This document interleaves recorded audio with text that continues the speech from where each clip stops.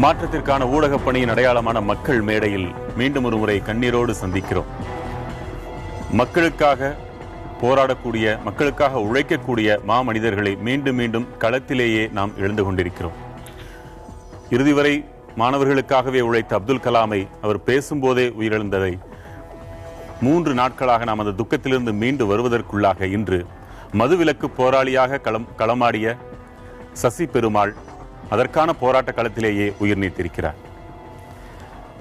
மதுவிலக்கு போராளி சசி பெருமாளின் மரணம் உணர்த்துவது என்ன என்பதே இன்றைய தலைப்பு. பங்கேற்போர் தமிழ் தேசம் இதழாசிரியர் திரு தியாகு, மூத்த பத்திரிகையாளர் திரு TN கோபாலன், வழக்கறிஞர் திரு GR ரவிச்சந்திரன், இவர்களோடு திருச்சியிலிருந்து அரியமங்கலம் ரவிக்குமார் மற்றும் முத்துகிருஷ்ணன், மதுரை அரங்கிலிருந்து அருண் சுவாமிநாதன் மற்றும் நாராயணகுமார், கோவை அரங்கிலிருந்து சந்தான கிருஷ்ணன் மற்றும் அர்ஷன் முகமது. பங்கு பெறுவோர் அனைவருக்கும் வணக்கம். இந்த மரணம் உணர்த்துவது என்ன திருத்தியா? சசி பெருமாள் அண்மை காலத்தில் மது எதிர்ப்பு போராட்டத்திலேயே எல்லோரும் அறிந்த ஒருவராக மாறினார். ஆனால் அவர் கடந்த சில 10 ஆண்டுகளாகவே அதில் தான் இருந்திருக்கார், போராடிக்கார். ஆனால் அந்த கடைசியாக ஒரு சில மாதங்களுக்கு முன்னால் மேற்கொண்ட பட்டினி போராட்டம், அடுத்தடுத்து பல போராட்டங்களில் இந்த ஒரு நோக்கத்தோடையே அவர் தன்னை ஈடுபடுத்தி கொண்டார். மற்றவர்கள் இந்த நோக்கத்தில் அக்கறை செலுத்தவில்லை என்ற கவலை அவருக்கு இருந்தது. ஆனால் விடாப்பிடியாக தனி மனிதனாகவாவது இந்த போராட்டத்தை தொடர்ந்து முன்னெடுக்க முடியும். கடைசியாக என்னை அலுவலகத்தில் வந்து அவர் சந்தித்த போது நான் மேற்கொண்ட பட்டினி போராட்டத்தினுடைய விவரங்களை எல்லாம் கேட்டுக்கொண்டார். அதுபோல நான் செய்ய வேண்டும், அதுக்கு என்ன செய்யணும், எப்படி உயர்நீதிமன்றத்தில் போய் நீங்கள் அனுமதி வாங்கினீங்க, எப்படி இந்த நெருக்குதல்களை சந்திச்சிங்க, எப்படி ஒரு அமைப்பை உருவாக்கி வேலை செஞ்சீங்க, இந்த நோக்கத்துக்காக அதையெல்லாம் செய்யணும் என்று அவர் விருப்பப்பட்டார். அவருடைய கோரிக்கையில் எங்களுடைய இயக்கம் முழுமையான ஆதரவு தெரிவித்தது. அவர் போராடும் போது ஆதரவு தெரிவித்தோம்.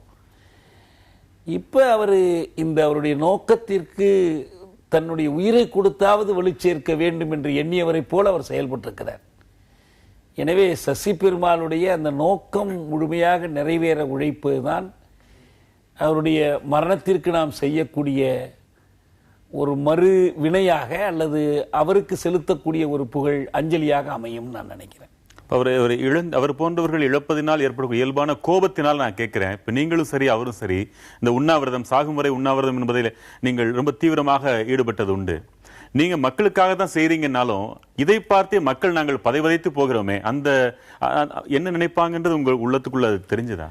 அதில் சசி பெருமாள் என்ன கருதினாரோ கருதவில்லையோ, என்னை பொறுத்த வரைக்கும் உண்ணாவிரதம் அதன் அளவில் ஒரு போராட்டமே அல்ல, அப்படி நான் கருதவில்லை. பிறரை போராட தூண்டுவதற்கான ஒரு குவி மையமாக போராட்டங்கள் அமையணும். சாகும் வரைன்னு அறிவிச்சிடுறீங்க, ஐயோ நீங்க போயிட்டா என்ன ஆகுன்றது எவ்வளவு வருத்தமா இருக்கு. அப்படி ஒரு வருத்தப்படக்கூடிய ஒரு போராட்ட வடிவம் தேவை. அதுதான் மக்களை விழித்தடை செய்வதற்கு தேவை என்றால் அது ஒரு பொருட்டே அல்ல. உயிர் போவதும் வருவதும் ஒரு இதே இல்லை, ஒரு செய்தியே இல்லை. சர்வசாரமாக தினம் உயிர்கள் போய் கொண்டிருக்கிறது. நாமே நிறைய முறை அந்த விழிப்பை தொட்டு தொட்டு வந்திருக்கிறோம். அப்படிப்பட்ட நீங்களே இப்ப வருத்தப்படுறீங்களா இல்லையா? எதற்காக? சசி பெருமாளுக்காக நான் வருந்துவது இல்லை. அது ஒரு உயிர் இழப்பு எப்போதுமே வருத்தத்துக்குரியதுதான், அதுல மாற்று கருத்துக்கே இடமில்லை. தூக்கில் தொங்க விடப்பட்டாலும் சரி, பட்டினி கிடந்து மாண்டாலும் சரி, விபத்தில் இறந்தாலும் சரி, நோய்வாய்ப்பட்டு இறந்தாலும் சரி, மனித உயிரிழப்பு என்பது மனதிற்கு வழி தருகிற ஒன்றுதான், அதுல மாற்று கருத்தே இல்லை. ஆனால் அதோடு அந்த செய்தி நின்று விடுவதில்லை, அதுதான் இங்கே முக்கியமானது. அந்த மரணம் உணர்த்துகிற செய்தி என்று சொல்லுவது அதிலிருந்து எழுகிற வருத்தம் மட்டுமல்ல. வருத்தம் என்பது உடனடியான ஒரு எதிர்வினை, அவ்வளவுதான். இந்த வருத்தமே எல்லா காலத்திலும் நிலைத்து நின்று விடுவதில்லை. நம்ம இப்ப ஏற்படுகிற மரணங்கள் மட்டுமல்ல, சில கடந்த கால மரணங்களை படிக்கும் போதே வலிக்கிறது, நினைவில் அழிவதில்லை. படிச்சுட்டு அபுபக்கர் தூக்கிலிடப்பட்ட செய்தியை படித்து இரவெல்லாம் அழுது கொண்டிருந்திருக்கிறேனா, எனக்கு அவங்க யாருன்னே தெரியாது, எப்பயோ பார்த்தது. மேதின தியாகிகள் தூக்கிலிடப்பட்டது கூட மனசுக்கு வழி தரக்கூடிய ஒன்றுதான். அதுபோல இந்த பட்டினி போராட்டங்களில் யதீன்தாஸ் சிறையிலே இறந்த செய்தியை படித்து நம்ம இன்னைக்கு என் கூட சிறையில் இருக்கிற ஒருத்தர் உண்ணாவிரதம் இருந்து செத்தது போல நான் உணர்வேன். யதீன்தாஸினுடைய போராட்டத்தில் அவர் 50 நாள் கழிச்சு எப்படி இறந்தார், பொடி ஸ்ரீராமுல், இப்படி எத்தனையோ பேரை நம்ம சொல்லலாம். ஆனால் அதை விட முக்கியமானது, அவர்கள் இந்த உயிரிழப்பின் மூலமாக என்ன செய்தியை நமக்கு விட்டு செல்கிறார்கள், நம்மை தொடர்ந்து போராட தூண்டுகிறார்கள் என்பதுதான் அங்க முக்கியமானதா நான் நினைக்கிறேன். திருகோபாலன், எனக்கு இப்போ தியாகு சொன்ன ஒரு பாயிண்ட், அதாவது எந்த உயிர் இழப்பும் வருத்தத்திற்குரியதே. அந்த அளவில் இப்போ சசி பெருமாள் அவர்கள் இறந்திருப்பது ரொம்ப வேதனையாக இருக்குது. ஆனால் அதை விடவும் வேதனை என்பது அவர் ஒரு நல்ல ஒரு போராளியை, சமூகத்தின் மீது அக்கறை கொண்டிருந்தவரை இழந்து விட்டோம். முதல் கட்டம் ஒரு உயிரிழப்பு, அது வருத்தத்துக்குரியது. அடுத்தது சமூகத்தின் மீது அக்கறை கொண்டவர், தீவிரமாக போராடியர். இந்த வயசுலையும் அவர் போராடி இருக்காரு, பல்வேறு வடிவங்களை செஞ்ச முயன்றிருக்கிறாருங்கிற அளவில் அது இழந்தது. நானும் ஒரு சமூகத்தில் அக்கறை உள்ளவனாக வருத்தப்படுகிறேன். ஆனால் இன்னொரு வருத்தமும் இருக்கிறது. நீங்க கேட்குறீங்க இது உணர்த்துவது என்ன அப்படின்னு. ஃபியூட்டைல், வீணாகிவிட்டது. அதாவது போராட்டங்களில் இறங்குபவர்கள் பாரதூரமாக சமூகத்தை பாதிக்கக்கூடிய பிரச்சனைகளுக்காக வேறு எங்கிருந்தும் ஆதரவு கிடைக்காத நிலையிலும் சர்வபரித்தியாகம் செய்ய முன் வருகின்றவர்கள் அவர்களும் மறுக்கிறார்கள் என்கின்ற பொழுது அப்போ ஒரு சுணக்கமே வந்துடும்.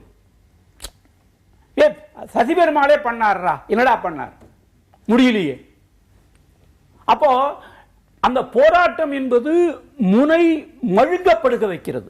இப்போ தியாகு சொன்னாரு, மக்களை இன்னும் தூண்டணும் சொல்லிட்டு. அது மாதிரி இன்னைக்கு சசி பெருமாள் இறந்த உடனே பெரிய அளவில் மக்கள் கூடி டாஸ்மாக், ஏதாவது ஒரு டாஸ்மாக், வேற ஒண்ணும் வேணாம், ஒரு டாஸ்மாக், அவர் ஊரு டாஸ்மாக் பர்மனண்டா க்ளோஸ் பண்ண வைக்க முடியுதா? அந்த மாதிரி மக்கள் வராங்களா? வல்ல. அப்ப இது எதுக்கு எல்லாரும் மாத்தி மாத்தி பேசிட்டு இருக்கோம்? அவ்வளவுதான். சில மணி நேரங்கள் தானே ஆயிருக்கு. அதான் ஒரு பாயிண்ட் நான் முக்கியமா சொல்ல விரும்புவது, நேர்மறையாக தான் பார்க்கணும்னா கூட இந்த மரணம் ஏற்படுத்தக்கூடிய அந்த அழுத்தம் மக்கள் மத்தியில் சென்று சேர்ந்து இருப்பது, அவர் இன்னும் ஒரு 100 ஆண்டு காலத்திற்கு எவ்வளவு போராடி இருப்பாரோ அந்த போராட்டத்தின் வீரியத்தை விதைத்திருக்கிறதா தான் நான் பார்க்க முடியும். நிச்சயமா அது பாராட்டக்குரியதுங்கிறேன், அது பாராட்டுக்குரியது. ஆனால் யதார்த்தம் என்ன?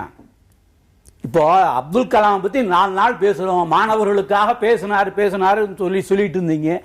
ஆக்சுவலா கான்கிரீட்டா ஸ்தூலமா என்ன நடந்தது? மக்கள் மத்தியில், மாணவர்கள் மத்தியில் ஒரு பாசிட்டிவான ஒரு அவுட்லுக்கை அவர் விதைத்தார் என்பது உண்மை.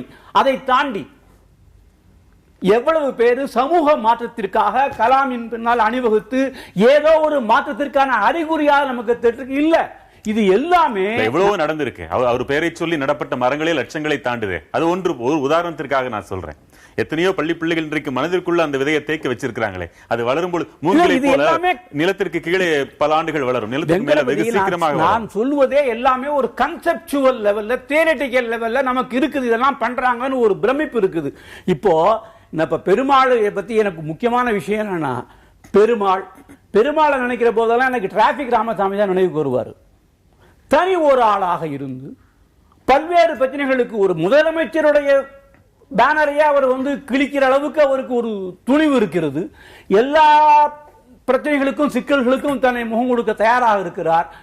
இப்படி ஏன் இவர்கள் வருகிறார்கள்? தனி ஆளாக இருந்து பொது அளவிலே அந்த அவருடைய சசி பெருமாளுடைய கூட ஒரு வக்கீல், ஒரு லாயர் பெண்மணி ஒண்ணு, சட்டக்கல்லூரி மாணவி, அவங்க எப்போதாலும் உண்ணாம இருப்பாங்க. அவங்க இவர்களை எது அதை பத்தி நம்ம பேசணும். அதாவது தனி ஒரு ஆளாக எந்த விதமான ஆதரவும் இன்றி தொடர்ந்து இதற்காக அர்ப்பணிப்பதற்கு எது தூண்டுகிறது? அதான் நம்ம பேசணும். மதுவின் விளைவுகள் தானே, வேற என்ன தூண்ட போகிறது? உங்க கருத்து? அரசுக்கு இவர் மரணம் உணர்த்துவது என்ன? நிகழ்ச்சிக்கு அழைத்ததற்கு நன்றி. சசி பெருமாள் என்னும் ஒரு தனி மனிதர் கடந்த 10-15 ஆண்டுகளாக மதுவிலக்கை முழுமையாக தமிழ்நாட்டில் அமல்படுத்த வேண்டும் என்கின்ற ஒரு ஆர்வத்துடன், ஒரு ஏக்கத்துடன் அவர் செய்து வந்த தொண்டு இன்று மிகப்பெரிய அளவில் மக்களிடையே பரவி, கட்சிகளும் அதை பற்றி பேச ஆரம்பித்து, எதிர்கட்சிகளும் அதை பற்றி பல விவாதங்களை மேற்கொண்டு அதற்கு ஒரு இறுதி வடிவம் வரக்கூடிய ஒரு வேளையில் அவருடைய மரணம் என்று நடந்துவிட்டது. இறுதி வடிவம் வரும். இறுதி வடிவம் சில கட்சிகள் இப்போ சொல்ல ஆரம்பிச்சிருக்காங்க இல்லையா, நாங்க ஆட்சிக்கு வந்தா மதுவிலக்கு கொண்டு வருவோம், மதுவிலக்கு பத்தி மதுவிலக்கு என்பதை பற்றி கொண்டு வந்த கட்சிகளே இன்றைக்கு பேச ஆரம்பிச்சிட்டாங்க. இறுதி வடிவம்னு நம்ம நினைக்கிற நேரத்துல தான் எலிட் பார்ஸ் அதிகப்படுத்துற வேலையெல்லாம் நடக்குது. இல்ல அது ரைட், அது ஒரு பக்கம். மக்களிடம் அவேர்னஸ் நிறைய வந்திருக்கு. உங்க ஊடகங்கள்ல எத்தனையோ தடவை இந்த டிஸ்கஷன் நடக்குது, மற்ற ஊடகங்கள் எல்லா இடத்துலயும் நடக்குது, பப்ளிக்கும் பாக்குறோம்.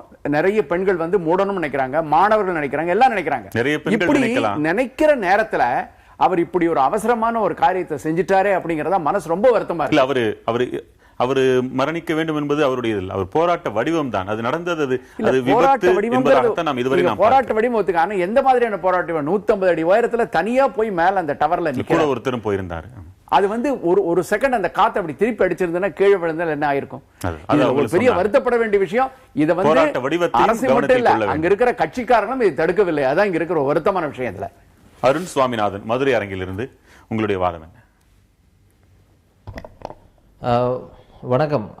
இப்போ இந்த நம்மளுடைய தலைப்பை பொறுத்த வரைக்கும் இதுக்கு இந்த நம்மளுக்கு உணர்த்துவது என்னன்னா, இந்த திமுக அதிமுக இனிமே 2 பேருக்கும் வந்து யாருமே ஓட்டளிக்க கூடாது. ஏன்னா இவங்க 2 பேர் தான் வந்து மாற்றி மாற்றி மதுவை கொண்டு வர்றாங்க.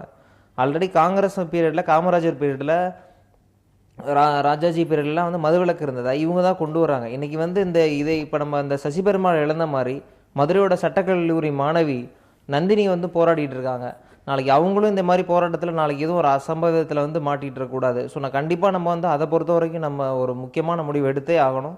கண்டிப்பாக திமுக அதிமுகவுக்கு ஓட்டு போடக்கூடாது. இந்த சூழ்நிலையில் தேர்தல் நெருங்குற சமயத்தில் கலைஞர் என்ன சொல்கிறாங்க, மதுவிலக்கை நாங்கள் வந்து பரிசீலிப்போம் அப்படின்றாங்க. மதுவிலக்கை நாங்கள் வந்து கண்டிப்பாக அமுல்படுத்துவோன்னு சொல்லலை.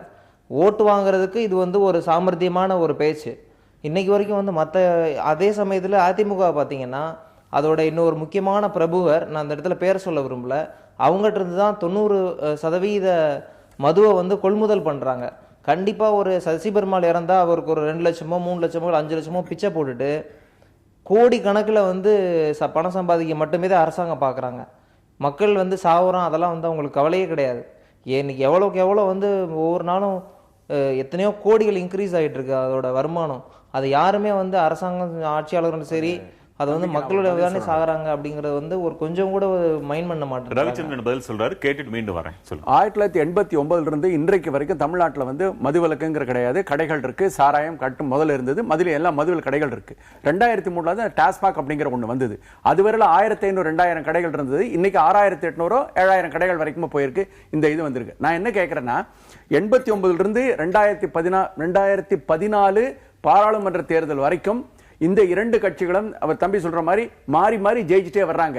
இவர்கள் என்றைக்குமே வந்து அவருடைய தேர்தல் அறிக்கையில் நாங்க மதுவிலை கொண்டு வருவோம் சொல்லல, என்றைக்குமே வந்து நாங்க செய்வோம் சொல்லல. ஆனா மக்கள் திருப்பி அவங்களுக்கு தானே ஓட்டு போட்டுட்டு வர்றீங்க. இன்றைக்கு வரைக்கும் அதான் நடந்திருக்கு. போன தடவை 37 பாராளுமன்ற தொகுதி எம்எல்ஏ எம்பிக்கள் ஜெயிச்சிருக்காங்களே, அவங்க என்ன மதுவிலக்கு கொண்டு வரவேன்னு சொன்னாங்களா? கடையை மூடுவேன்னு சொன்னாங்களா? குற்றம் யார் பேரில்? மக்கள் பேரில் குற்றம். நீங்க என்ன சொல்றீங்க? குடிக்க விரும்புறவங்க எல்லாம் இவங்களுக்கு ஓட்டு போட்டாதான் இவங்க வச்சிருப்பாங்க. இன்னொரு உதாரணம் சொல்றேன். சமீபத்துல சென்னை உயர்நீதிமன்றத்துல பாட்டாளி மக்கள் கட்சி போட்ட ஒரு ரிட் மனுல ஜஸ்டிஸ் கர்ணன் சொல்லியிருக்கார், தமிழ்நாட்டில் 30% பேர் இன்றைக்கு குடிப்பவர்களாக இருக்கிறார்கள், திடீர்னு வந்து கடை மூட சொல்லி என்னால எந்த ஆர்டரும் போட முடியாதுன்னு சொல்லியிருக்கார். 30% ஒரு கணக்குக்கு நம்ம வச்சுக்கிட்டோம்னா இன்னைக்கு கிட்டத்தட்ட 2.5 கோடி பேர் குடிக்கிறவங்களா இருக்காங்க. இந்த 2.5 கோடி பேர் குடிக்கிறவங்களை வச்சுட்டு இந்த 45 வருஷமா 2.5 கோடி பேரை குடிக்க வச்சாச்சு. இவங்களை வச்சுட்டு நாளை காலையில் உடனே ஒரு மதுவிலக்கு கொண்டு வரணுங்கிறது எவ்வளவு ஒரு சாத்தியம்? அது மதுவிலக்கை கொண்டு வர வேண்டும், ஆனால் எப்படி? அதனுடைய சாத்தியக்கூறுகள் என்ன? மீண்டும் இவர்களுக்கு வாக்களித்ததன் மூலமாக சசி பெருமாளின் மரணத்திற்கு மக்களும் பெரிய காரணம், மிகப்பெரிய அளவில் காரணம். அருண் சுவாமிநாதன் சொல்லுங்க. கண்டிப்பா நான் வந்து அட்மிட் பண்ணிக்கிறேன். கண்டிப்பா மக்கள் தான் காரணம். ஓட்டுக்கு காசு வாங்கிட்டு வந்து இந்த உங்களுக்கே போட்டு நம்ம திரும்பி நம்மளே நம்ம தலையில மண்ணள்ளி போட்டுக்கிறோம். இன்னொரு முக்கியமான விஷயத்தை நான் அந்த இடத்துல பதிவு செய்ய விரும்புறேன். இப்போ ரீசெண்டாக ஒருத்தர் பொதுநல வழக்கு வந்து முதல் பெஞ்சில் வந்து தாக்கல் செஞ்சாங்க. அப்போது முக்கியமாக என்ன சொன்னாங்கன்னா, இது வந்து மதுங்கிறது வந்து எசென்சியல் கமாடிட்டிஸ், அதாவது அத்தியாவசிய பொருள் கீழே வருது, அதனால இதை வந்து நாங்கள் எந்த இதுவும் அரசோட கொள்கை முடிவுனால நாங்கள் தலையிட முடியாது அப்படின்னு முதல் பெஞ்ச் சொன்னாங்க. ஸோ அது அரசாங்கத்துடைய கவுண்டர்லேயே இது வந்து எசென்சியல் கமாடிட்டிங்கிறது கீழே தான் கொண்டு வராங்க மதுவை. ஆரம்பத்தில் வந்து மதுவிலக்கு அமலாக்க பிரிவுன்னு காவல்துறையில் கொண்டு வர்றாங்க. அது இன்னைக்கு வரைக்கும் வந்து ஆர்ம்ட் ரிசர்வ் போலீஸ்க்கு ஈக்குவலாக தான் இருக்குது. அது எந்த வித யாராவது பனிஷ்மெண்ட் ஒரு எஸ்ஐ தவறு செஞ்சுட்டாருன்னா மதுவிலக்கு அமலாக்க பிரிவில் கொண்டு போய் போகிறது. இன்னைக்கு வரைக்கும் கல் பேன் பண்ணுறாங்க. எங்கள் கிராமத்தில் வந்து பாருங்கள், மதுரை சைடு என்டையர் சவுத் டிஸ்ட்ரிக்டில் பாருங்கள், சேலம் சைடு பாருங்கள், எல்லா பக்கமும் கல் சாதாரண நாள்களில் கிடைக்குது. அதை யாரும் தடுக்க முடியாது. கல் மாதிரி ஒரு நல்ல பானத்தை வந்து நம்ம வேணுமே தடை செஞ்சுட்டு தொடர்ந்து பேசலாம். திரு தியாகு, குடி நோயாளிகளையும் உருவாக்கியாச்சு, நாம எவ்வளவு வருத்தப்படுறோமோ இதை போல 2 மடங்கு கூட அவர்களும் இன்றைக்கு சசி பெருமாள் மரணத்திற்காக கூட வருந்தலாம். ஆனால் அந்த பழக்கத்தை விட முடியாம என்னதான் பண்றது அரசு? படிப்படியாக குறைக்கலாம் என்றுதான் இன்றைக்கு கேட்கிறாங்க. அதை கூட செய்ய முடியாத அரசாங்கம். படிப்படியாக குறைக்க போகிறோம் என்று அரசு அறிவித்திருக்கிறதா? இல்லை. படிப்படியாகத்தான் குறைக்கலாம்னா அதை சொல்லட்டும் அரசு. நாங்கள் இப்படிலாம் படிப்படியாக குறைக்க போறோம். போராட்ட காலத்தில் இருக்கவங்க காலத்தில் இவ்வளவு என்று சொல்லட்டும். உண்மையில் இதை ஒரு சாதனையாகவே அரசு கருதி கொண்டிருக்கிறது. என்னுடைய கவலை இதுல தனி மனிதனுடைய உடல்நிலை பற்றியது மட்டுமல்ல. அப்படி மதுவிலக்கு சிக்கலை அப்படி நம்ம அணுக வேண்டாம். இந்தியாவில் அபினை பிரித்தானியர் கொண்டு வந்து புகுத்தினார்கள், சீனாவில் புகுத்தினார்கள். விடுதலைக்கு ஆசைப்பட்டவர்கள் அபினை எதிர்ப்பு யுத்தங்களை நடத்தினார்கள். இது கூடாதுன்னு இந்த அபினை நுழைப்பதில் என்ன நோக்கம் இருந்தது? மக்கள் தங்களுடைய வாழ்க்கையை பற்றி, தங்கள் நாடு அடிமைப்பட்டிருப்பது பற்றி, தங்களுடைய உரிமைகள் பறிபோய் பற்றி இதெல்லாம் யோசிக்காமல் ஒரு போதை மயக்கத்தில் இருந்தால் இவர்களை அடிமைப்படுத்துவது எளிது என்பதுதான் சிந்தனை. இதுதான் இப்போதைய இந்த மது கொள்கையினுடைய அடிப்படையே. அன்று பிரித்தானியர் செய்ததை இன்றைக்கு இருக்கிற அரசுகள் செய்கின்றன. இந்திய அரசா இருக்கட்டும், மாநில அரசுகளா இருக்கட்டும், இந்த அரசுகள் அதை தொடர்கின்றன. எனவே என்னுடைய கவலை எல்லாம் மக்கள் தங்கள் வாழ்க்கையை பற்றி சிந்திக்க வேண்டும், விடுதலைக்கான போராட்டத்தை பற்றி சிந்திக்க வேண்டும், உரிமைகளை பற்றி சிந்திக்க வேண்டும், கல்வியை பற்றி சிந்திக்க வேண்டும் என்று சொன்னால் இதிலிருந்து அவர்கள் விடுபட வேண்டும். இது விடுபடக்கூடாதுன்னு வைத்துக் கொள்வதனுடைய நோக்கமே தங்களுடைய ஆதிக்கம் நீடிக்க வேண்டும் என்பதற்காக தான். இதனால தான் நான் சொல்றேன், காந்தியும் பெரியாரும் மற்றவர்களும் கள்ளுக்கடை ஏற்று போராடினாங்க, மது ஒழிப்புக்காக பாடுபட்டாங்க. 37 ராஜாஜி மதுவிலக்கு கொண்டு வந்த போது அதுல இழப்பு வரும் என்று சொன்ன போது அவர் ஒரு புதிய வரியை கண்டுபிடித்தார். அதான் சேல்ஸ் டாக்ஸ், விற்பனை வரி. இப்ப மதுவை கொண்டு வருமானமும் கிடைக்குது அரசுக்கு, விற்பனை வரியை கொண்டு வருமானம் கிடைக்குது. எந்த விதத்திலும் மதுவிலக்கு கொண்டு வராமல் இருப்பதை, மதுக்கடைகள் திறந்து வைத்திருப்பதை, மதுக்கடைகளை அரசே நடத்துவதை நியாயப்படுத்தவே முடியாது.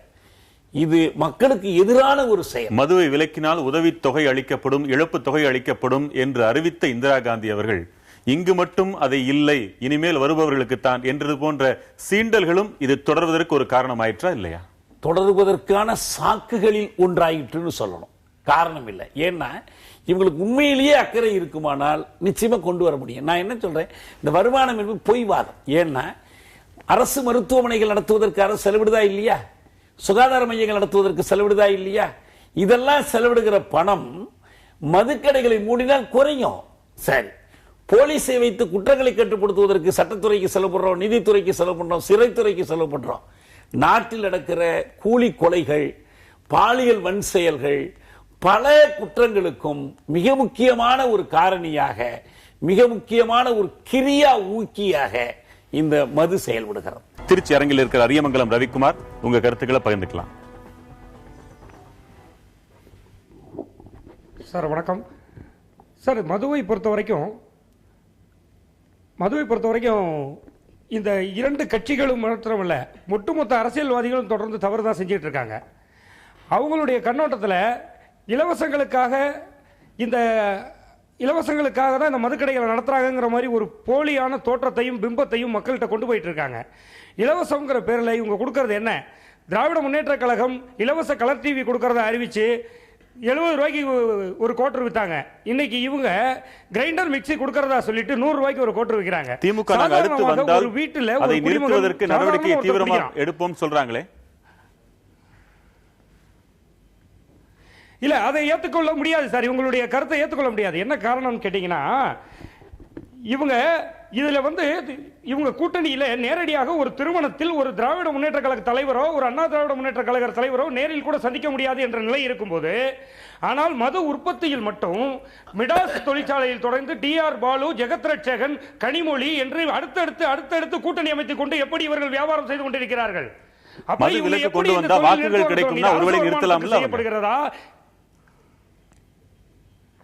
கண்டிப்பாக இவங்க மதுவில் சம்பாதித்து வாக்குகளை பெற முயற்சிப்பார்களே தவிர மதுவிலக்கை அமுல்படுத்தி தங்களை வளப்படுத்திக் கொள்வதை குறைத்துக் கொள்ள தயாராக இருக்க மாட்டார்கள் என்பதில் உறுதியாக இருக்கிறோம். இந்த கேள்விக்கு பதில் வாங்கிடலாம். அவர் சொல்றது மதுவில சம்பாதிச்சு அதை மக்களுக்கு கொடுத்து வாக்குகளை விலைக்கு வாங்குவது. நான் கேட்டது மதுவிலக்குன்னு சொன்னாலே மக்கள் ஓட்டு போடுவாங்கன்னு நினைச்சா இவர்கள் இருவரும் தங்கள் எதிர்ப்புகளை கூட மறந்து கொண்டு உடனடியாக அமல்படுத்திடுவான் நான் கேட்டேன். இது ரெண்டுல எது நடக்கும் நினைக்கிறீங்க?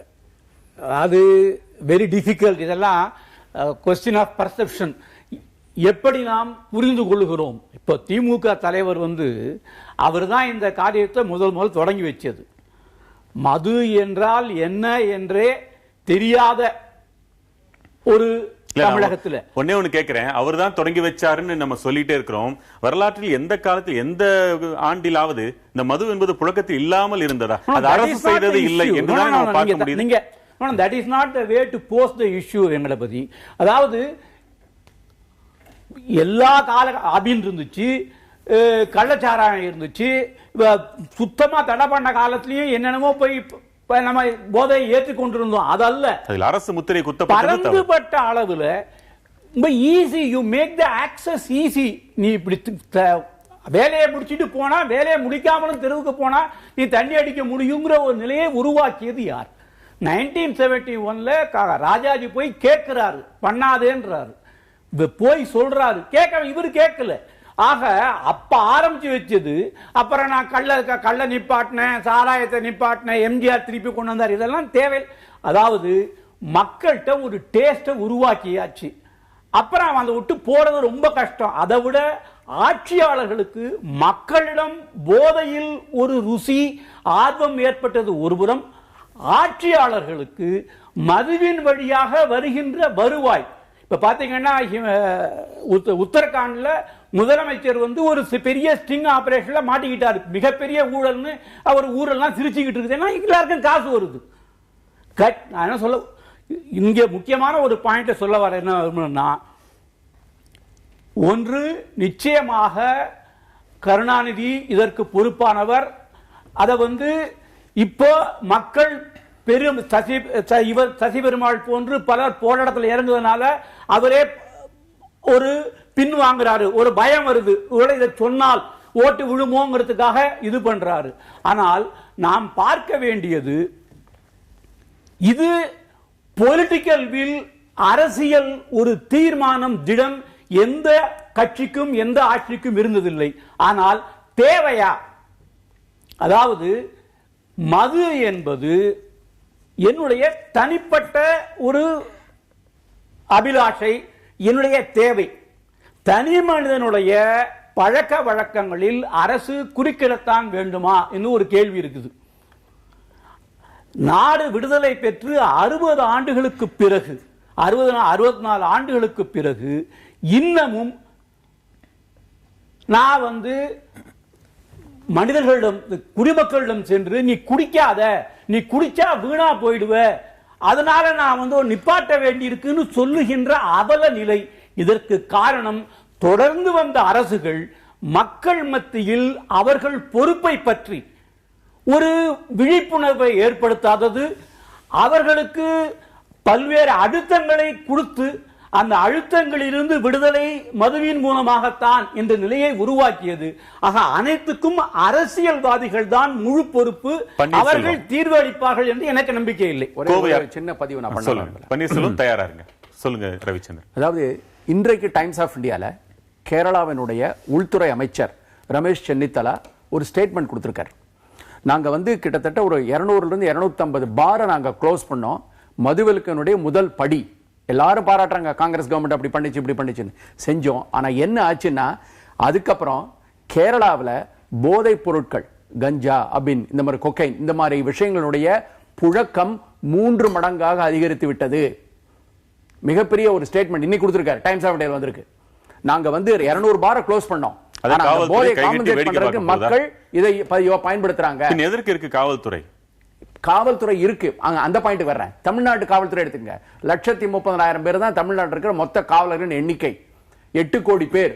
ஒரு காவல்துறையில லஞ்ச ஒழிப்பு இருக்கு, டிராபிக் இருக்கு, இப்படி நிறைய டிபார்ட்மெண்ட் இருக்கு. இதுல எத்தனை பேரை வச்சுக்கிட்டு நீங்க தமிழ்நாட்டில் இன்னைக்கு 30-35 கோடி ரூபாய் வருமானம் வரக்கூடிய ஒரு தொழிலை அந்த ஒரு டிவிஷனை கம்ப்ளீட்டா க்ளோஸ் பண்ணிட்டு அதற்கு பதிலாக வரக்கூடிய கள்ளச்சாராயத்தையோ அல்ல கள்ளக்கடத்தலாக மற்ற மாநிலம் வரக்கூடிய பிராண்டி விஸ்கி இந்த மாதிரி வஸ்துக்களையோ எப்படி நிறுத்த போறீங்க? எங்க இருக்கு ஃபோர்ஸ்? என்ன செய்யலாங்கிறீங்க? இதுக்கு ஒரே வழி, இது சார் சொன்ன மாதிரி இதை வந்து முதல்ல படிப்படியாக குறைக்க ஆரம்பிக்க வேண்டும். இன்னைக்கு 6800 கடை இருக்குதா, ஒரு 1000 கடை க்ளோஸ் பண்ணுங்க, 5800 வாங்க, அதுக்கப்புறம் 4800 வாங்க, இப்படிதான் க்ளோஸ் பண்ணலாம். இதுக்கு மேல் இன்னொன்று இருக்கு, தனிப்பட்ட மனிதன் ஒவ்வொருத்தரும் தானாக திருந்தியாக வேண்டும். இதற்கு மாணவர்கள், வீட்டில் இருக்கும் பெண்கள் இவர்களை திரட்டி மிகப்பெரிய ஒரு மூவ்மெண்ட்டை அரசாங்கம் படிப்படியாக குறைப்போம்ங்கிற வார்த்தையை கூட சொல்லாத கட்சிகளையும் அரசாங்கத்தையும் மக்கள் என்ன செய்யணும்? இன்னைக்கு மக்களை பொறுத்த வரைக்கும் சார், இன்னைக்கு நான் பிராக்டிகலா சொல்றேன், மதுவிலக்குங்கிறது வர்ற தேர்தல்ல ஒரு இஷ்யூவாவே இருக்காது. பன்னீர்செல்வம் கோவையிலிருந்து உங்க வாதம் என்ன? இல்ல இப்ப மதுவிலக்கு அவங்களுக்கு இஷ்யூ இருக்காது. காரணம் என்னன்னா, இன்னைக்கு அதிமுக காரங்க கான்ட்ராக்ட் எடுத்திருக்காங்க. இருக்கக்கூடிய எல்லா டாஸ்மாக்கு யார் கான்ட்ராக்ட் எடுத்திருக்காங்க? எல்லாருமே அதிமுக காரங்க தான். அதனால லாபம் வந்து வரக்கூடியது அதிமுக காரங்க தான். குடிக்கிறோம் அதிமுக காரனா குடிக்கிறது. அதே போல இங்க இருக்கக்கூடிய மத்த திமுக அதிமுக காரங்க இருக்காங்க. 2 பேத்துக்குமே இன்னைக்கு மெடாஸ் கம்பெனி இருக்குது. அதே மாதிரி ஜெயலலிதாக்கு சொந்தமான மெடாஸ் கம்பெனி, அதே மாதிரி கருணாநிதிக்கு சொந்தமான 5 பிராந்தி கம்பெனிக்காரங்க. இது எல்லாம் திரும்ப இல்ல எல்லாருமே அவங்களுடைய நிறைய பதிவுகள் இருக்குதுங்க. இன்னைக்கு பள்ளிக்கூடங்களை காட்டிலும் நூலகங்களை காட்டிலும் மதுபான கடைகள் அதிகமா இருக்குங்க. இன்னைக்கு அதிமுக காரங்களை போய் அரசு மருத்துவமனைக்கு போய் பார்க்க சொல்லுங்க. அரசு மருத்துவமனையில் இன்னைக்கு விபத்துகள் ஏற்பட்டு பல பேர் அனாதைகளா இருக்கக்கூடிய சூழல் தான் இருக்குதுங்க. இன்னைக்கு குழந்தைகள் இருந்து பெண்கள் வரைக்கும் மதுபானம் கொடுத்த சீரழிஞ்சுக்கு போற சமூகமா தான் தமிழ்நாடு இருக்குது. இன்னைக்கு தமிழ்நாட்டில் எதுல முதல் இடத்துல இருக்கு? குடிக்கிறது முதல் இடத்துல இருக்குது. விபத்துல அதிகமா இருக்குது. ஹெல்மெட் போட்டு சாகிறத விட குடிச்சிட்டு சாகிறது தான் அதிகமா இருக்கா தமிழ்நாட்டில்? இது காரணம் யாரு? இங்க ஆளுகிற அரசாங்கம் தான். இன்னைக்கு அவங்களோட அரசியல் குறியீடு எப்படி இருக்குது? பிரியாணிக்குமே கோட்டர் வாங்கி கொடுத்தா ஓட்டு போட்டு வாங்குற மனநிலை உங்களுக்கு இருக்குது. அதை தாண்டி என்ன சாதிக்க போறாங்க? அடுத்த தலைமுறை இளைஞர்கள் எப்படி வேணும் திமுக அதிமுக சொல்லிக்கிறாங்க? சொந்த கட்சிக்காரங்களை குடிக்க வேணும்னு சொல்லுவாங்களா அவங்க? பன்னீர்செல்வம் ஒரு நொடி, போராளிகளுக்கு உயிர் துச்சமா இருக்கலாம், ஆனா மக்களுக்கு அது அவசியப்படுதுன்னு நான் சொன்னேன் ஏற்கனவே. உயிர்னு மட்டும் எடுத்துக்கிட்டா இவர் ஒற்றை உயிர். ஆனா அந்த மதுவினால அதன் துணையாக வரக்கூடிய நோய்களினால கணக்கு வழக்கில் ஆயிரக்கணக்கில் லட்சக்கணக்கில் உயிர்கள் போகலாம் என்றால் அதற்கே அப்படி ஒரு அபாயம் நேரும்ன்றது அரசுக்கு தெரியாமையா இருக்கும்? அத்தனை லட்சம் உயிர்களின் மதிப்பையே கூட உணராத ஒரு அரசாக இருந்தால் இந்த ஒற்றை உயிருக்கு அஞ்சுமா என்ன? இந்த உண்மையில ஒரு சேமநல அரசு என்பது அப்படி இருக்க முடியாது. யார் செத்தா என்ன, நம்ம அரசியல் பண்ணிட்டு போனா போதும், அரசுக்கு வருமானம் வந்தால் போதும் என்று யோசிக்க முடியாது. அப்படி இல்லைங்கிறதான் காரணம். நான் ஒன்று சொல்றேன், அரசுக்கு இப்படி செய்வதை பற்றிய ஒரு குற்ற உணர்வு இருக்கிறதா? ஆமா. எப்படின்னு நான் சொல்றேன், எந்த குற்ற உணர்வு எப்படி இருக்குன்னு சொல்றேன். ஒரு கிரைண்டர் கொடுத்தாலும் அதில் முதல்வர் படத்தோடு தான் கொடுக்குறாங்க. திமுக ஆட்சி காலத்தில் அரிசி கொடுத்தாலும் அந்த பையில கலைஞர் படத்தை போட்டாங்க. எல்லாமே காப்பீட்டு திட்டம்னா கலைஞர் காப்பீட்டு திட்டம், இப்போ உணவகம்னா அம்மா உணவகம், இப்படி எல்லாம் இருக்கு. ஏன் டாஸ்மாக் கடையில் விற்கிற பீர் பிராந்தியில திமுக ஆட்சியில கலைஞர் படத்தையும் அதிமுக ஆட்சியில அம்மா படத்தையும் ஏன் போட்டு கொடுக்கல? ஏன் அப்ப காந்தி படம் மட்டும் இருக்குது நோட்ல, அதை எடுத்துட்டு அதுக்கு தனியா ஒரு நோட்ல புழக்கத்துல விடணும். குற்ற உணர்வு இருக்குங்கிறதான காரணம். நீங்க உங்களுக்கு தைரியமா இது சரியான திட்டம், மக்களுக்காக நாங்க நிறைவேற்றோம் என்று சொன்னால் தைரியமா அதுல அம்மா படத்தையும் முதல்வர் படத்தை போட்டு நீங்க விற்பனை பண்ணணும். டாஸ்மாக் கடையிலும் படத்தை மாட்டி வைக்கணும். நீங்க அப்படி செய்யும் போதே ஒரு குற்ற உணர்வு இருந்தா இருக்கிற நிலைமை அப்படியேவாவது நீடிக்க விடுவாங்க. இதுதான் முக்கியமானது. நான் சொல்றேன், குடிக்கிறவர்கள் எல்லோரும் மதுவிலக்கு வேண்டாம்னு சொல்கிறவர்கள் நினைக்காதீங்க. என்னுடைய அனுபவத்தில் சொல்றேன். நான் நடைப்பயணம் போறேன். ஒரு நாள் முழுக்க அந்த நடைப்பயணத்தில் நடந்து வந்த ஒருவர் மறுநாள் காலையில் என்னை விடைபெறும் போது சொல்றாரு, ஐயா உங்களால என்ன முடியுதோ முடியலையோ இந்த டாஸ்மாக் கடைகளை மூடுறதுக்கு ஏதாவது ஒரு வழி பண்ணுங்க. யார் சொல்றாங்க? குடிக்கிறவர் சொல்றேன். இதை நான் வேற யாருக்காகவும் சொல்லல. நேற்று பூரா உங்க பக்கத்திலே வராம தொலைவா நடந்து வந்தேன். ஏன் தெரியுங்களா? நான் குடிச்சிருந்தேன், என்னால முடியல. இந்த கடைகளை மூடிட்டா நிச்சயமா என்னால முடியும்னு நினைக்கிறேன், குறைச்சிக்க முடியும்னு நினைக்கிறேன் என்று சொன்னார். புதுசா மாணவர்கள், இளைஞர்கள் 13 வயசு, 14 வயசு, 15 வயசுக்காரன் இதுக்கு பழகுவதற்கே இந்த கடைகள் தான் காரணமாக இருக்கு. எனவே இந்த கடைகளை மூடினால் கணிசமாக இதை குறைக்க முடியும். ஆனா இதை ஒழிப்பதற்கு என்ன வழின்னு யோசிக்கணும். இந்த அரசாங்கம் செய்யுமா, அவங்க செய்வாங்களா, தேர்தலில் இவருக்கு ஓட்டு போட்டா செய்வாங்களா? தேர்தல் என்பது பல பிரச்சனைகள் மீது நடத்தப்படுது. இந்த ஒற்றை பிரச்சனை மீது நடத்தப்படுவதாக தேர்தல் வர்றது கஷ்டம். அப்படி வந்தால் ஒரு பெரிய எழுச்சியாக இருந்தால் அப்ப வருவாங்க. அதாவது மக்களுக்கு பின்னால் தலைவர்கள் போவார்களே தவிர தலைவர்களுக்கு பின்னால் மக்களை திரட்ட மாட்டாங்க. அதுதான் இங்க இருக்கிற அரசியல் இருக்கிற சிக்கல். அதனால நான் என்ன சொல்றேன்னா, நாம் ஒரு பெரிய மக்கள் எழுச்சி இதற்கு எதிராக உருவாகுமானால் 2 விதத்தில் செய்ய முடியும். மதுவிலக்கு கொள்கைக்கு எதிரான போராட்டம் மட்டும் இல்ல, இப்ப சசி பெருமாளுடைய போராட்ட வடிவம் இது தேவையா, இப்படி உயிர் பலியாகி இருக்க வேண்டும், இது தனி பிரச்சனை. நான் அப்துல் ரவுஃப் தீக்குளித்த போது அவங்க அப்பாட்ட சொன்னேன், இந்த ஊர்ல இந்த பையன் இப்படி தீக்குளிக்க போறான்னு தெரிஞ்சா நான் தடுத்திருப்பேங்க, இது வேண்டாம். ஏன் அவன் தீக்குளிக்க போனா? தன்னுடைய கொள்கையை ஆதரிக்கக்கூடியவர்கள் யாருமே இல்லைன்னு நினைச்சுக்கிறான். இதுதான் ஒரே வழின்னு நினைக்கிறான். நாங்கெல்லாம் இருக்கிறோம்ப்பா, நம்ம எல்லாம் சேர்ந்து போறான்னு தடுத்திருப்போம். அதுபோல சசி பெருமாள் இப்படி போய் செய்ய போறான்னு தெரிஞ்சிருந்தா எங்களால் தடுத்திருக்க முடியும். நாங்கெல்லாம் இருக்கிறோம், வேறு வழிகளில் போராடுவோம், மக்களை திரட்டி போராடுவோம், இது போன்ற வழிகள் வேண்டாம், சாகச வழிகள் வேண்டாம். நடந்து போச்சு. ஆனா இப்ப என்னன்னா, அவர் ஒரு கோரிக்கை வைக்கிற முறை இருக்கு பாருங்க. ஒரு பக்கம் மதுவிலக்கு கொள்கைக்காக போராடுகிறார், இன்னொரு பக்கம் இந்த ஊரில் இந்த கடையை மூட வேண்டும் என்று போராடுகிறார். இப்ப தமிழ்நாட்டில் தாய்மார்களும் அவர்களுக்கு ஆதரவாக மதுவிலக்கை கோரக்கூடிய இளைஞர்களும், குடிக்கிறவர்கள் உட்பட நான் சொல்றேன், நீ அதில் 30% போயிடுதுன்னு நினைக்காதீங்க, அவங்களும் சேர்ந்து கூட என்ன பண்ண முடியும்னா, அந்தந்த பகுதியில் கடைகள் இல்லாமல் செய்ய முடியும். செய்தால் மீறி அரசு நடத்திவிட முடியாது. குறைந்து வேற ஒண்ணுமே வேண்டாம். வன்முறை எல்லாம் நம்ம வலியுறுத்தல. அதற்கு இந்த கடை இந்த ஊர்ல இருந்தாலும் யாரு போய் வாங்குறேன்? நீங்க வலியுறுத்தல, வேற என்ன வழி இருக்குன்னு சொல்லுங்க. இல்ல, நம்ம அந்த கடையை அடியோடு வன்முறை வலியுறுத்தலன்னா நம்ம மக்கள் வன்முறையை கையாளணும் என்று வலியுறுத்துவதற்கு நான் தயாரா இல்ல. வன்முறை அல்லாத முறையிலே செய்ய முடியும். அது சசி பெருமாளை பற்றி பேசுகிற நாளில் நீங்க போய் அடிச்சு விடுங்கன்னு சொல்ல முடியாது. தன்னெழுச்சியாக அப்படி நடந்தால் நான் அதை பத்தி வருத்தப்படல. ஆனா போராட்ட வடிவமாக நான் அதை வலியுறுத்த மாட்டேன். ஒரு பக்கம் அரசு கொள்கைக்கு எதிரான போராட்டம் ஒரு திசையிலிருந்து வருது, அது இன்னொரு திசையிலிருந்து என்ன வருகிறது, எந்த இடத்திலும் கடைகள் இல்லாம உள்ளூர் அளவில் நடத்தக்கூடிய போராட்டம். இந்த 2 போராட்டங்களும் சேர்ந்தால் தமிழ்நாட்டில் மதுவை ஒழிக்க முடியும். நாராயணகுமார், மதுரை அரங்கில் இருக்கிறீங்க, உங்களுக்கான நேரம். அறிவற்றாம் காக்கம் கருவி செருவார்க்கு உள்ளழிக்க லாகாரன். அதாவது பகைவர்கிட்ட இருந்து நம்மளை காப்பாற்றி நம்மளை பாதுகாப்பது நம்மளுடைய அறிவு. இந்த அறிவை மயக்கும் போதை மனித குலம் என்று தோணுதோ அந்த நாள்ல இருந்தே இன்னைக்கு இருந்துட்டு இருக்கு இந்த சமுதாயத்தில். அதை திடீர்னு ஒரு நாளில் யாராலையும் அழிக்க முடியாது. ஆனால் இன்னைக்கு ஏன் இந்த அளவுக்கு நம்ம பேசுகிறோம்னா, அதை குடிக்கிறக்கூடிய எண்ணிக்கை கூடுதலாக இருக்குது. சிறு வயசு பசங்க, சின்ன பிள்ளைகள் எல்லாம் இப்போ குடிக்க போதைக்கு அடிமையாயிட்டு இருக்காங்க. அதனால தான் இவ்வளவு சீரியஸாக நம்ம பேசிகிட்டு இருக்கோம். இதில் கர்டைல் பண்ணுறதுக்கு எல்லாரும் நிறைய பேசினாங்க. நான் பெஸ்ட்டாக ஒரு 2-3 பாயிண்ட் சின்னதாக சொல்கிறேன். ஃபஸ்ட்டு இந்த டாஸ்மாக் ஷாப் இருக்குது. டாஸ்மாக் ஷாப்போட அட்ஜசண்டாக டாஸ்மாக் பார் இருக்குது. பார் ஈட்டபிள்ஸ்ன்னு சொல்லி நிறைய பேருக்கு ஆன் ஆக்ஷன் பேசிஸ் கவர்மெண்ட் கொடுக்குறாங்க. ஃபர்ஸ்ட் இந்த பாரே இருக்கக்கூடாது, ஃபர்ஸ்ட் அந்த பாரை எடுக்கணும். பாரை எடுத்தா இந்த ஸ்டூடெண்ட்ஸ், இந்த மாதிரி ஜூனியர்ஸ், அந்த மைனர்ஸ், இவங்களுக்கெல்லாம் குடிக்கக்கூடிய சான்சஸ் அங்கே கிடைக்காது. First point. செகண்ட் பாயிண்ட் என்னன்னா, கிளப்ஸ்ன்னு சொல்லி இன்னைக்கு நிறைய மனமகிழ் மன்றங்கள் எல்லாம் வர்றாங்க.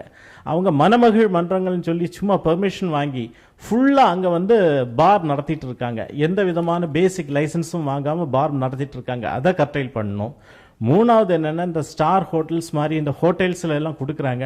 ஆனால் அந்த கொடுக்குறதுல ரொம்ப சீப்பான ரேட்டுக்கு, அதே மாதிரி ரொம்ப அதாவது அமெனபிளாக அவங்களால பர்ச்சேஸ் பண்ணக்கூடிய கெப்பாசிட்டிக்கு ஏற்ற மாதிரி கொடுக்குறாங்க. அப்படி இருக்கக்கூடாது, ஹெவி டேக்ஸ் பே பண்ணணும். அப்படியெல்லாம் நீங்கள் கொடுத்துட்டீங்க. இப்போ கவர்மெண்ட் ஸ்கீம்ஸ் ஃப்ரேம் பண்ணிட்டாங்கன்னா நேச்சுரலாக இந்த குடிக்கக்கூடிய எண்ணிக்கை குறையும். அதுக்கு government have to take proper steps. ஒரே ஒரு விஷயம், அதாவது என்னை மாதிரி ஏஜ் உள்ளவங்களுக்குலாம் எப்படி தெரியும்னா, அந்த காலத்துல உள்ள பாடல்களில் கண்ணதாசன் என்ன சொல்லியிருக்கிறாருன்னா, கோப்பையிலே என் குடியிருப்பு, கோலமையில் என் துணை இருப்புன்னு பாடியிருக்கிறார். அப்போ சந்தோஷமான விஷயங்களையும் ஒரு கவலையான விஷயங்களையும் மட்டும் தான் அந்த காலத்துல குடிச்சாங்க. பட் இன்னைக்கு தேதியில எப்போ ஒருத்தன் குடிக்க ஆரம்பிக்கிறான்னா, ஒரு குழந்தை பிறக்குது வீட்டில் ஃபங்க்ஷன், குழந்தை பிறக்கிறதுலேருந்து வீட்டில் பொண்ணுங்களுக்கு சடங்கா, வீட்டுல கல்யாணமா, இல்ல வேலை கிடைக்குதா, இல்ல கல்லூரியில செமஸ்டர்ல பாஸ் ஆனமா, ட்ரீட் வச்சே ஆகணும். கோயில் திருவிழால டூர் போகும்போது எந்த சூழ்நிலையும், மன வருஷமா இருந்தாலும் சரி, காதல் தோல்வியா இருந்தாலும் சரி, வீட்டுல மனைவி கொடுமையா, எல்லாத்துக்கும் ஆகும்னா டாஸ்மாக் தான் போறாங்க. ஸோ கண்டிப்பா இந்த அம்மா வெளியில உண்மையிலே நான் சொல்றேன், நான் மனசு ஃபீல் பண்ணி சொல்றேன், நம்ம ஜெயலலிதா அம்மா வெளியே இன்னைக்கு வர முடியாத காரணம் கூட யாரோ குடிச்சிட்டு இறந்தவனுடைய குடும்பத்துடைய சாபம் தான் காரணம் தான் நினைக்கிறேன். கண்டிப்பா அந்த வார்த்தைகளை நம்ம அனுமதிக்க முடியாது. நீங்க பேசக்கூடாது. நம்ம தொடர்ந்து அரியமங்கலம் இல்ல, ஒரு தவறான வாதம் அது, அதை ஏத்துக்க முடியாது. திருச்சி முத்துகிருஷ்ணன். சார் வணக்கம். தமிழ்நாட்டிலே பூர்ண மதவிலக்கு அமல்படுத்தக்கூடிய தொடர்ச்சியான போராட்டம் நடத்திய ஐயா சசி பெருமாள் அவர்கள் மரணம் வருந்தத்தக்க ஒரு நிகழ்வு. சரிங்களா? ஒரு காலத்தில் பார்த்தீங்கன்னா தமிழ்நாட்டில் குடிக்காத தலைமுறைன்னு அப்படி ஒன்று இருந்துச்சு. ஆனால் இப்படி கிடையாது. குடிக்காத தலைமுறை பார்த்தீங்கன்னா தேட வேண்டியது இருக்குது. எப்படி பார்த்தீங்கன்னா முன்னாடி பார்த்தீங்கன்னா அவர் கோவை நீர் சொன்ன மாதிரி பார்த்தீங்கன்னா என்றைக்காவது ஒரு நாள் குடிக்க நிலமை போய் இன்றைக்கி டெய்லி குடிச்சிக்கிட்டு இருக்காங்க. இந்த நிலைமைக்கு காரணம் யான்னு? மாணவர்கள் நாசமாக போகலாம், இளைஞர்கள் நாசமாக போகலாம், கணவர்களை இழந்து மனைவிகள் விதையாகலாம், குடும்பங்கள் நடத்தி நிற்கலாம். ஆனால் எங்களுக்கு ஒருவாய் மட்டுமே நோக்கம். வழக்கறிஞர் ஜி ரவிச்சந்திரன் சொல்கிறாப்புல, கருணா நீதிபதி கருணா அவர்கள் பார்த்தீங்கன்னா தன்னுடைய ஒரு தீர்ப்பில் 30% பேர் குடிக்கிறாங்க, திடீர்னு டாஸ்மாக் கூட சொன்னால் நான் என்ன பண்ணுற முடியாதுன்னு சொன்னாப்புல. பரவாயில்ல, 2013 மார்ச் மாதம் 31 இதே சென்னை உயர்நீதிமன்றம் தேசிய நெடுஞ்சாலையில் உள்ள மதுக்கடைகளையும் மாநில நெடுஞ்சாலையில் உள்ள மதுக்கடையும் மூட சொன்னாங்க. சொல்லி 2 வருஷம் ஆச்சு. மூடினாங்களா? இல்லை. சரி பரவாயில்ல. அதே சென்னை உயர்நீதிமன்றம் இன்னொரு தீர்ப்பில் பார்த்தீங்கன்னா அரசினுடைய வருவாய் முக்கியமாக இருக்கலாம், ஆனால் அதற்கு மக்களுடைய அருமையான அழகான வாழ்வை விலையை கேட்கக்கூடாதுன்னு சொல்லியிருக்காங்க. ஆக உயர்நீதிமன்ற தீர்ப்பை நீங்கள் மதித்தீர்களா? இல்லை. இன்னைக்கு மதுவின் கொடுமையால் அனைவரும் நாசம் பண்ணது காரணம் வெக்கங்கட்ட அதிமுகவும் மானங்கட்ட திமுகவும் இவர்கள் தான் காரணம். சரி, இன்றைக்கு நான் அனுமதிக்க முடியாத வார்த்தைகளாக நீங்க பேசின வருத்தம் அளிக்குது. அருண் சுவாமிநாதனுடைய அந்த வார்த்தைகளையும் உங்கள் வார்த்தைகளையும் நான் கண்டிக்க வேண்டிய நிலையில் இருக்கிறேன். கோவை அரங்கத்தில் இருக்கிற சந்தான கிருஷ்ணன், உங்களுடைய வாதம். எல்லாத்துக்கும் வணக்கங்க. இப்ப மக்கள் இவர் சொன்னார், ரவிச்சந்திரன் என்ன சொன்னாரு, மக்கள் தான் குடிக்கிறதுக்கு காரணமே அப்படின்னு சொல்றாரு. ஆனா எங்களுக்கு என்னன்னா வேற வழி இல்லை. இந்த கட்சி அதிமுக திமுக மாறி மாறி நாங்க தேர்ந்தெடுக்க வேண்டிய ஒரு சூழ்நிலைக்கு இது பண்ணிடுறாங்க. நாங்க தோத்து ஆனா அரசியல் கட்சிகளை நாங்க ஜெயிக்க வச்சுட்டு இருக்கிறோம். அரசு பாத்தீங்கன்னா மது புகை அந்த மாதிரி எங்களை போதையிலே வச்சு ஏதாவது ஒரு பப்ளிக்கு ஏதாவது ஒரு இஷ்யூ இருக்குன்னா அதை சம்மந்தப்பட்டதுல நாங்க எந்தவித போராட்டத்துக்கு ஈடுபடாம நாங்க அந்த போதையிலே இருக்கிற மாதிரி கொண்டு வச்சிடறாங்க. அதே மாதிரி இன்னைக்கு இருக்கிற குற்றங்கள் பாத்தீங்கன்னா குழந்தைய கற்பழிக்கிறாங்க, போதைப் பொருளை யூஸ் பண்ணிட்டு இன்னைக்கு கோவையில கூட பாத்தீங்கன்னா ஒரு பள்ளி சிறுமி குடிச்சிட்டு பாத்தீங்கன்னா ரோட்ல இது ஆபாசமா இது பண்ணிட்டு இருக்கிற மாதிரி இருக்குதுங்க. அதுக்கெல்லாம் என்ன காரணங்க? அதுக்கு மதுதான் காரணம். அதுக்கு அதே மாதிரி பாத்தீங்கன்னா இந்த கட்சிகள் பாத்தீங்கன்னா மக்கள் நலன் சார்ந்த பிரச்சனை இருக்கு இல்லைங்களா, அதுல பாத்தீங்கன்னா அவங்க வேறுபாடா இருப்பாங்க. ஆனா பாத்தீங்கன்னா அவங்க நலன், அந்த கட்சியிலுடைய உறுப்பினருடைய நலன் சார்ந்த பிரச்சனையில பாத்தீங்கன்னா அவங்க 2 பேரும் பாத்தீங்கன்னா ஒட்டுக்கா தான் இருப்பாங்களே தவிர அதுல சண்டையெல்லாம் போட மாட்டாங்க, அதுல சேர்ந்துக்குவாங்க. இதுல அதிமுகவும் சரி இதுவும் சரி திமுகவும் சரி ரெண்டும் ஒண்ணுதான். அதே மாதிரி பாத்தீங்கன்னா இதுக்கு பாத்தீங்கன்னா மக்கள்கிட்டயே ஐயா ஒரே நிமிஷம் பொது வாக்கெடுப்பு நடத்துங்க, பொது வாக்கெடுப்பு நடத்துங்க, மக்களுக்கு இது மது வேணுமா வேண்டாமான்னு சொல்லி பொது வாக்கெடுப்பு எடுப்போங்க. அதாவது கடைகள் திறக்கப்படுகிறது, மக்கள் சென்று குடிக்கிறார்கள். மக்களை சென்று குடிக்க சொல்வது அரசாங்கமா? பதில் அவர்கிட்ட தயாரா இருக்கு, நீங்க சொல்லி முடிச்சாங்க.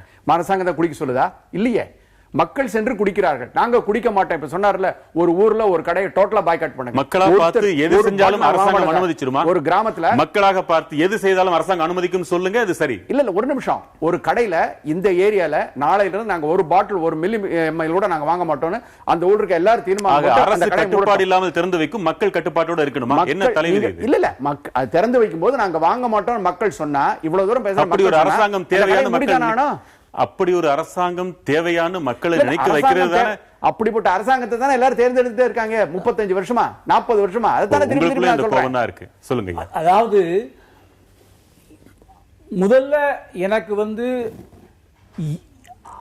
நாடு விடுதலை பெற்று 60 ஆண்டுகள் கழித்து எந்த பிரச்சனையுமே தீராத ஒரு சூழல்ல ஏழ்மை இன்னும் மோசமா தான் போயிட்டு இருக்கு. புதிய பொருளாதார கொள்கைன்னு சொல்றான், அதுல ஒரு குறிப்பிட்ட நம்ம எந்த பிரச்சனையும் தீரல. சரி, தீரல. அப்போ நம்ம இதை மட்டும் வச்சுக்கிட்டு இதுக்கு ஒரு தீர்வு அரசு காணும் என்று நினைப்பதே நம்முடைய புரிதல் போதாமையை காட்டுகிறதாக நான் நினைக்கின்றேன். அதாவது தீர்த்து தானே ஆகணும். இல்ல, தீர்த்து ஆகணும், ஆனால் இவர்களுக்கு தீர்க்க வேண்டும் என்ற ஒரு தீர்மானம் இல்லை என்கிறேன். சோ நிச்சயமா இன்னைக்கு கலைஞர் பேசிட்டு தியாகிட்ட பேசிட்டு போது அந்த அறிக்கை கூட தீவிர முயற்சி எடுப்போம் என்றுதான் கலைஞர் சொல்லி இருக்கு. இந்த மரணம் அதை சாதிப்பதற்கு ஒரு எழுச்சியை உருவாக்குமா, உருவாக்காதா? உருவாக்க வேண்டும் என்றால் நீங்கள் சொல்ல வார்த்தை உருவாக்காது. ஆனால் அரசியல்வாதிகள் மத்தியில ஒரு பயம் ஏற்பட்டிருக்கிறது. அதாவது ஒரு பாப்புலரா பெரிய அளவுல ஒருவேளை டாஸ்மாகினுடைய கொடுமைகள்னால மக்கள் நமக்கு ஓட்டு போட மறுத்துருவாங்களோ அப்படிங்கிற ஒரு பயம். ஒருவேளை அந்த உடல், இந்த மரணம் மக்களுடைய எழுச்சியை உருவாக்காவிட்டால் கூட, மனமாற்றத்தை உருவாக்காவிட்டால் கூட, உருவாக்காது நீங்க சொன்னீங்கல்ல, இந்த வார்த்தை அதை உருவாக்கி விடும்னு நம்ப தோணுது. ஐயா, மக்கள் மத்தியில ஒரு பொது கருத்து வந்ததாக வரவேற்க தோணுது. ஒரு இனம் தன்னை தானே அழித்துக் கொள்வதால் இதையும் இன அழிப்பு என்றே சொல்லலாமா தியாகம்? அதாவது ஒரு வகையில் பார்த்தால் மக்களை போராட தூண்டாமல், அவர்களுக்கு எழுச்சி ஏற்படாமல் மயக்கத்தில் ஆழ்த்துகிற ஒரு நடவடிக்கை இது. இதற்கு தனக்கு தொடர்பில்லை என்று அரசு ஒதுங்கிக் கொள்ள முடியாது. நம்ம ஒரு போராட்ட முறை சொல்லுகிறோம், மக்கள் இப்படி புறக்கணிக்கட்டும் என்று. அப்ப அரசு என்ன சொல்லணும்? நாங்கள் மதுக்கடைகள் திறக்க விரும்பவில்லை, மக்கள் இப்படி வைக்கிறது குடிக்கிறதுனால தான் நாங்கள் திறந்து வச்சிருக்கிறோம் என்று சொல்லட்டும். எந்த அரசாவது சொல்லட்டும். அவர்களுக்கே நான் மீண்டும் சொல்றேன், ஒரு குற்ற உணர்வு இருக்கிறது என்ற அடிப்படையில் தான் அவர்கள் ஏதோ இதை சமாளித்துக் கொண்டு போறாங்க. ஆனா ஒன்று இப்ப நான் உறுதியா சொல்றேன், இந்த மதுக்கடைகளை மூடுவதற்கு நாம் அரசாங்கத்தையோ அரசியல் கட்சிகளையோ நம்பிக்கொண்டிருக்கவில்லை. மக்கள் எழுச்சியைத்தான் நம்புகிறோம். மக்கள் போராடினால் அரசுகள் தானாகவே மூடுவதற்கு முன் வருவார்கள். அரசியல் கட்சிகள் ஒவ்வொன்றும் மதுவிலக்க பேச ஆரம்பிச்சிருவாங்க. இங்க மக்கள்ங்கிறது பெரும்பாலும் குடிக்காதவர்கள் என்றால் பெரும்பகுதி பெண்கள் என்றுதான் வருகிறது. ஆக போராட வேண்டியது இங்க பெண்கள். பெண்கள், நான் சொல்றேன், ஆண்களும் அதில் சேர்ந்து வருவார்கள், குடிக்கிறவர்கள் உட்பட. நான் உறுதியா சொல்றேன். ஏன்னா அவர்களும் தியாகு ஒரு நீண்ட நாள் போராளி, அவர் எதாத்துக்கும் போராட்டம் நடக்கும் நம்புறாரு. நான் அதை அப்படி நம்பல நானு. ஆனால் ஒரு பொது கருத்து உருவாகி வருகிறது. அத ஒரே ஒரு பாயிண்ட் தியாகு, அதை மட்டும் சொல்லிடுறேன். அதாவது இன்று மக்கள் மனங்களில் மிக அதிகமாக தாக்கம் இருக்கக்கூடியது திரைப்படங்கள். இந்த திரைப்படங்கள் இன்றைய ஒரு 10-15 வருட காலமாக no film is complete without ஒரு டப்பாங்குத்து ஒரு டாஸ்மாக் ஷாப்புக்கு முன்னால அப்படி ஒரு சீன் இல்லாத. இல்ல நான் சொல்றேன், இந்த பொறுப்பு மக்கள் மத்தியில் கருத்து உருவாக்குவது ஒன்று, அரசாங்கத்தின் மீது அழுத்தத்தை உருவாக்குவது ஒன்று. குறைந்தபட்சம் இந்த திரைப்படக்காரர்களாவது இந்த மாதிரி காட்சிகளை காட்டாமல் இருக்கலாம். ஒரு உச்ச நட்சத்திரத்தின் படத்தின் முதல் நாள் காட்சியை பார்ப்பவர்கள் எண்ணிக்கையை விட இந்த மக்கள் மேடையை பார்க்கிறோட எண்ணிக்கை அதிகம். பெரிய திரை சாதிக்காத இந்த சின்ன திரை நிச்சயமாக சாதிக்கும். சொல்லி முடியும். பொது கருத்துன்னு கோபால் சொன்னார் இல்லையா, அந்த பொது கருத்து திரண்டு வருவதே ஒரு கட்டத்தில் அதற்கு தடை வருகிற பொழுது உடைக்கிற எழுச்சியாக மாறும், போராட்டமாக மாறும். எந்த ஒரு கருத்தும் வெகு மக்களால் எடுத்துக் கொள்ளப்படுகிற பொழுது அது ஒரு மிகப்பெரிய சக்தியாக மாறும் என்று மார்க்ஸ் நம்பினார். இதற்கும் அந்த நிச்சயமா அந்த இடம் உண்டு. அந்த எழுச்சி வரப்போகிறது, உறுதியாக வரப்போகிறது. அதில் சசி பெருமாளினுடைய போராட்டமும் அந்த போராட்டத்தின் இறுதியில் நேரிட்டு இருக்கிற அவருடைய சாவும், ஒரு போராட்ட சாவும் நிச்சயமாக ஒரு பங்கை வகிக்கும். அது உடனேயா சற்று தாழ்த்தியா ஒன்று மட்டும் நாம் மக்களுக்கு எச்சரிக்கையா சொல்லுகிறோம். மதுக்கடைகளை மூடுவதாக அரசு அறிவித்தாலும் நீங்கள் அதை நம்ப வேண்டாம். மீண்டும் திறப்பதற்கான சந்தர்ப்பத்தை பார்த்து கொண்டிருப்பார்கள். இந்த தமிழ்நாட்டில் கடந்த காலத்தில் அப்படி நடந்திருக்கிறது. மூடுகிறேன் என்று சொன்னால் படிப்படியாக என்பது மட்டுமே நிரந்தரமான காரணங்கள் கண்டுபிடிப்பார்கள். இதை மூடினதுனால போலீஸ் தொல்லை அதிகமாயிடுச்சு. மதுவிலக்கை அமல்படுத்துவதற்கு வெறும் இந்த மக்கள் போலீஸை நம்பில்லாமல் வேறு வழியில் என்ன செய்யணுங்கிறத பிறகு மக்கள் இனியும் கற்பனைகளை வாழ விரும்பல நினைக்கிறேன். குடித்து மரணிக்கவில்லை சசி பெருமாள், குடித்தவர்களுக்காக அவர்கள் வாழ்வு வளம் பெற வேண்டும், அதிலிருந்து விடுபட வேண்டும் என்பதற்காக அவர் மரணித்திருக்கிறார். இதை குற்றவாளிகள், குற்றம் யாரை சொல்கிறேன் உங்களுக்கு தெரியும். குடிகாரர்களை நான் நோயாளிகளாக மட்டுமே, நோயாளிகள், இதற்கு யார் காரணமோ அவர்கள் குற்றவர்களாக இருந்தாலும் குற்றம் செய்தவர்கள் யாராக இருந்தாலும் நிச்சயமாக மாற வேண்டும். ஒரு நல்ல மாற்றத்தை நாம் எதிர்பார்ப்போம். வணக்கம். மற்றும் ஒரு தலைப்பில் மீண்டும் சந்திக்கலாம். வணக்கம்.